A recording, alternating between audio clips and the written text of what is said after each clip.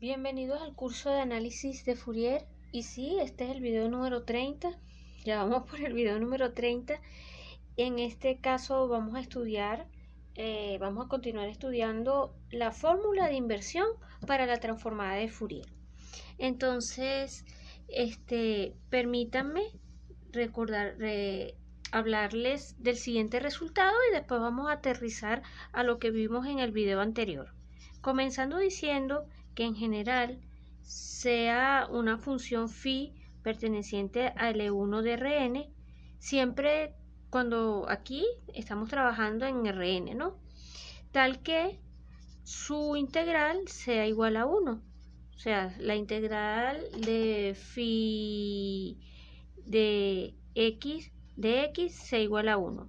Aquí entre paréntesis no lo estoy diciendo, pero estamos suponiendo que phi es una función positiva, ¿ok? No negativa.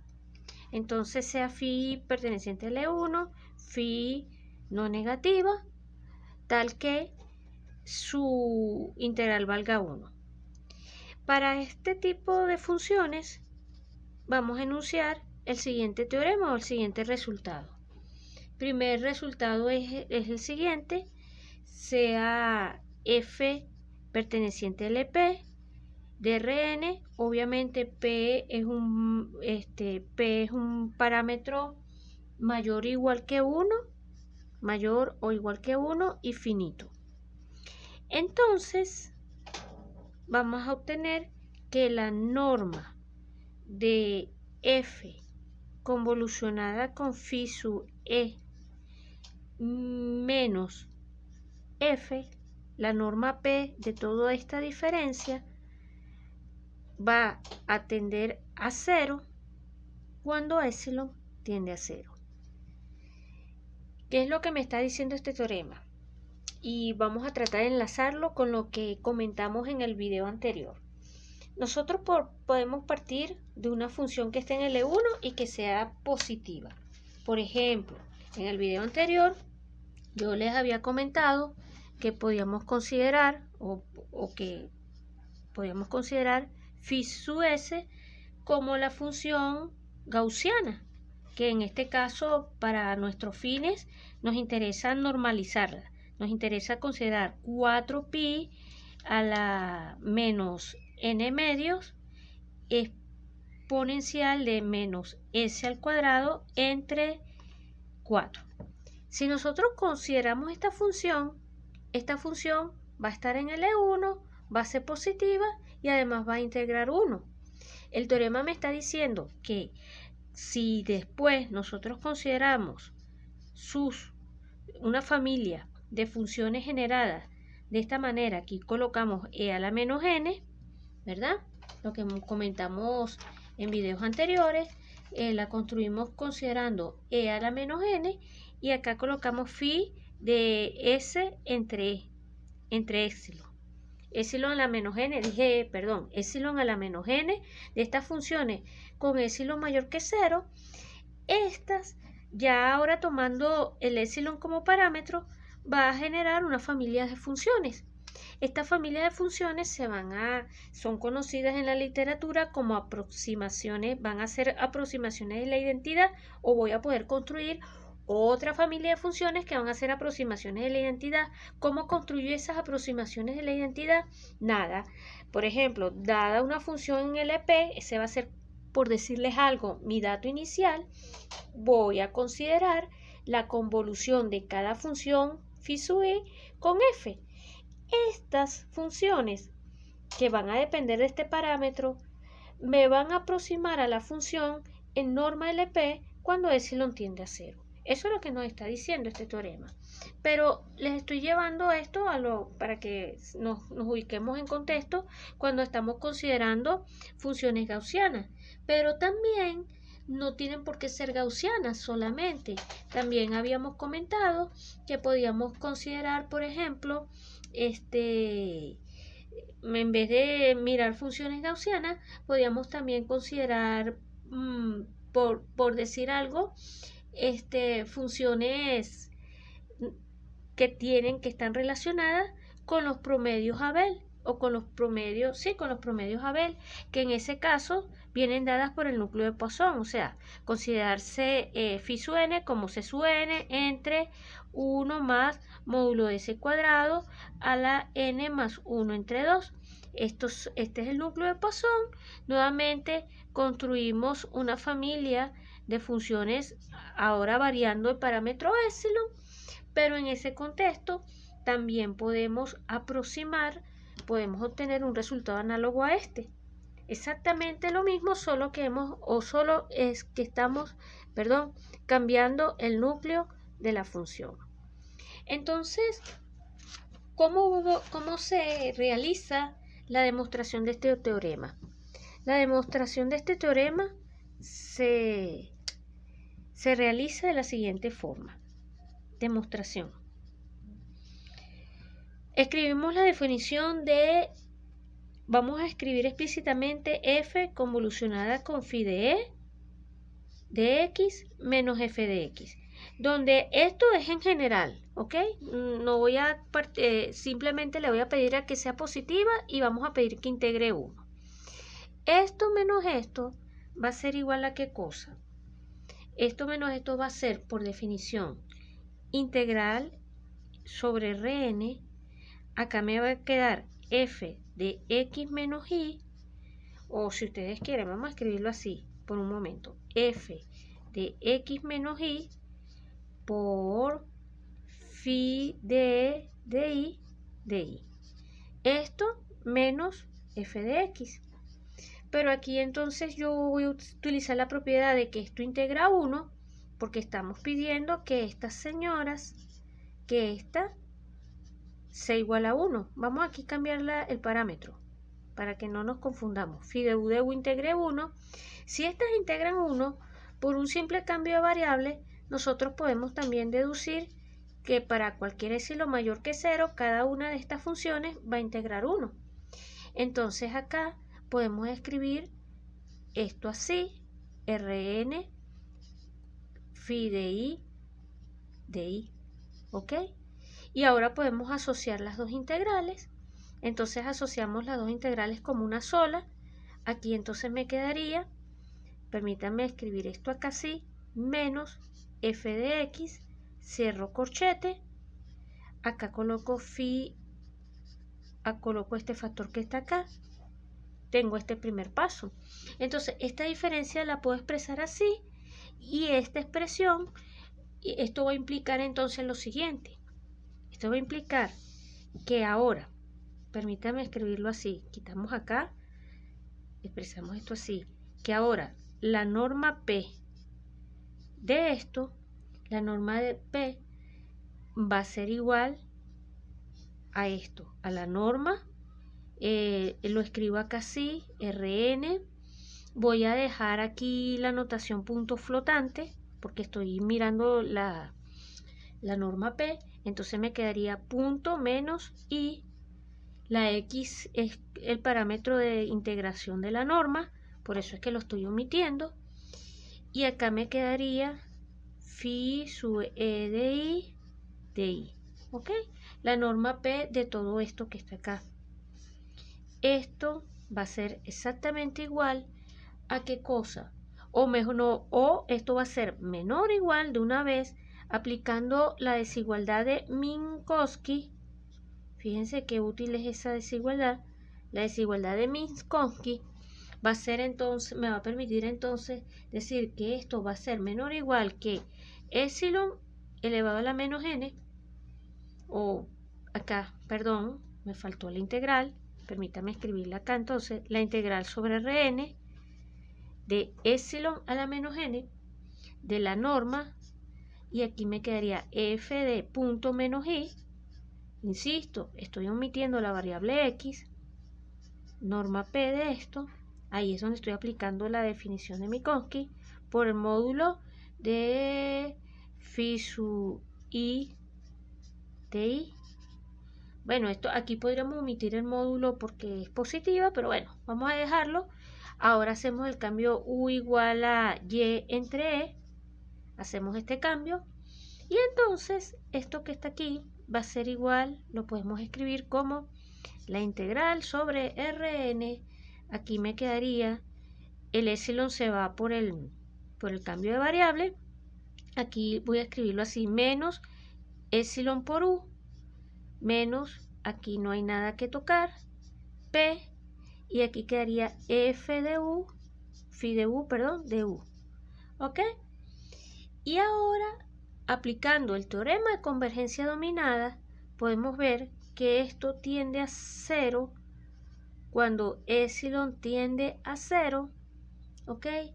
Por el teorema de la convergencia, estoy abreviándolo, TEO es teorema, con convergencia dominada, el teorema de la convergencia dominada de Lebesgue, aquí chiquitico, gracias al teorema de la convergencia dominada, que en la literatura se conoce como el teorema de la convergencia dominada de Lebesgue. ¿Ok? Entonces, con esto demostramos el resultado del teorema. ¿Qué nos está diciendo eso? Y por eso es que se llaman aproximaciones de la identidad, porque habíamos hablado la otra vez de la estructura de convolución y yo les había comentado que no existe una función e tal que uno puede escribir esto convolucionado con esto sea igual a f. O sea, dada f, por ejemplo, dada f en L1, no existe ninguna función e también en L1 de Rn tal que se cumpla esto.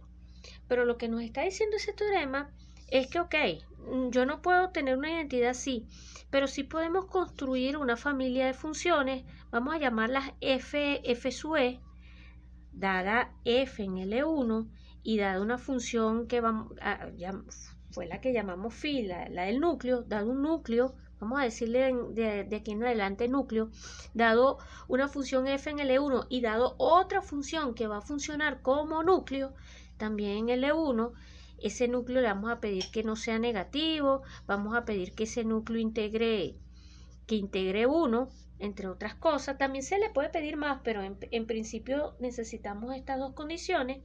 Entonces, podemos construir una familia de funciones f de e, que no va a ser otra cosa que f convolucionadas con los núcleos que hemos parametrizado mediante, o sea, si mi función original es esta, phi sub e, insisto, es e a la menos n, phi sub x entre e.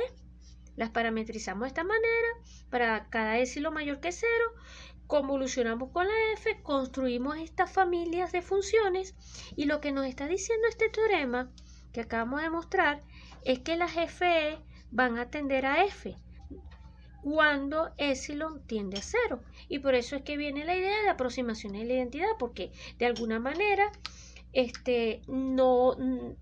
no tenemos esta identidad, pero tenemos que f convolucionada con phi sub e se acerca en términos de límites a f cuando epsilon tiende a 0. ¿En qué sentido? En sentido LP, donde p es un parámetro mayor o igual que 1 y es finito. No tengo una identidad exacta como esta, pero sí puedo aproximarme en términos de límite. ¿Ok?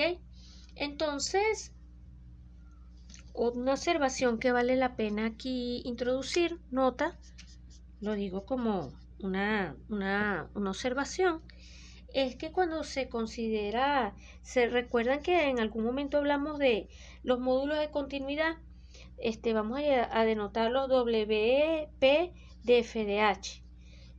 Es el que no es otra cosa, lo voy a denotar de esta forma, la norma de, aquí estamos mirando la función trasladada h pasos menos f, menos la función original. Esto es lo que se conoce como el LP módulo de continuidad. ¿Ok?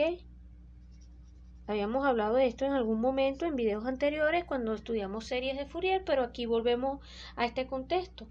Y entonces tenemos que estos módulos o estas cantidades siempre van a estar acotadas gracias a la desigualdad de Minkowski. Esto es menor o igual que 2 veces norma de FP, norma P de la función F, o sea que si F pertenece a LP, estos P módulos de continuidad son cosas finitas, y entonces por teorema, permítame escribirlo así, por el teorema de la convergencia dominada de Lebesgue, nuevamente, cuando yo escriba TCD, es teorema de convergencia dominada de Lebesgue, y aproximando cualquier función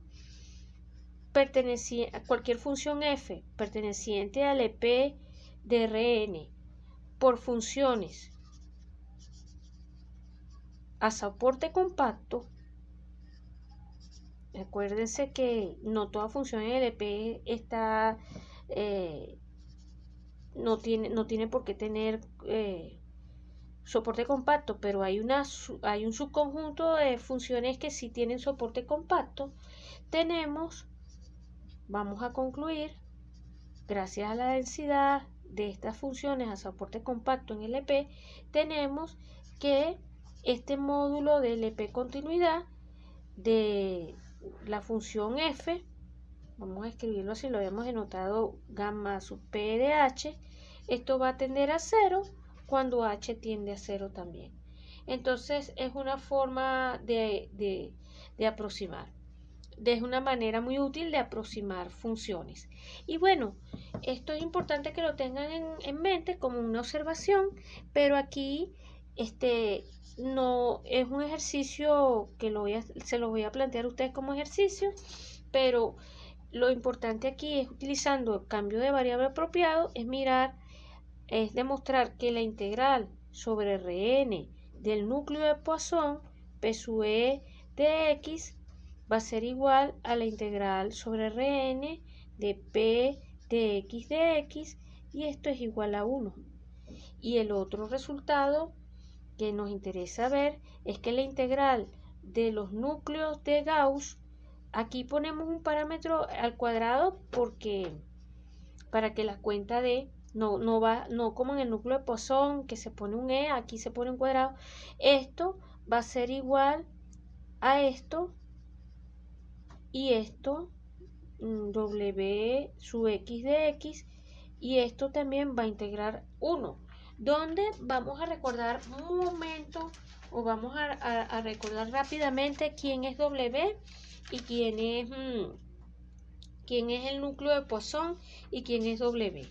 O sea, vamos a escribirlo por acá, donde eso lo dijimos en videos anteriores, pero es importante que lo volvamos a traer a colación, donde los núcleos de Gauss, W de S, no era otra cosa que las gaussianas, o sea, 4pi, aquí me conviene poner epsilon, epsilon cuadrado no, vamos a quitarlo un momentico, 4pi a la menos n medios, e a la menos módulo de S cuadrado entre 4, cuando introduzcamos entonces este parámetro de epsilon cuadrado, nos va a quedar 4pi, y aquí sí epsilon cuadrado, porque aquí estamos tomando una raíz cuadrada a la menos n medio, y aquí me va a quedar e a la menos módulo de S cuadrado, todo eso entre 4 epsilon cuadrado, ¿ok? Aquí repito, 4 epsilon cuadrado. Tenemos entonces que estos son los núcleos de Gauss y estos son la familia parametrizada, y los núcleos de Poisson PDS habíamos dicho que era C sub n, la constante esta constante es justamente para que al final todo nos dé 1, para que justamente estas integrales que están acá, P de x y W de x nos dé 1, y entonces los epsilon están introducidos de tal forma que esto siga siendo cierto. Pero bueno, PDS, insistimos, es esto, n más 1 entre 2, y obviamente P sub epsilon de S, habíamos dicho que era entonces, aquí aparece epsilon por C sub n, que divide, y aquí entonces aparece epsilon cuadrado más módulo S cuadrado a la n más 1 entre 2, ¿ok? les propongo que ustedes demuestren entonces que todas esas funciones integran 1. Obviamente todas esas funciones son positivas. Con ellas podemos generar entonces una familia de aproximaciones de la identidad utilizando las convoluciones. Y como corolario o como cierre a los dos videos, a este video y el video anterior, tenemos entonces la fórmula de inversión. Corolario, entre paréntesis, la fórmula de inversión. Esta fórmula de inversión es válida en L1. Es lo siguiente: voy a decirlo así, sea F perteneciente a L1 de Rn tal que cumpla con las siguientes propiedades, tal que su transformada sea positiva y además que su transformada también esté en L1 de Rn. ¿Ok? Entonces, a la luz de todo lo que hemos demostrado, a la luz del teorema anterior, f de x lo vamos a poder expresar como, o va a ser igual en L1 a esto que está aquí, a la integral sobre Rn, f de s, e a la 2 pi i x por s de s.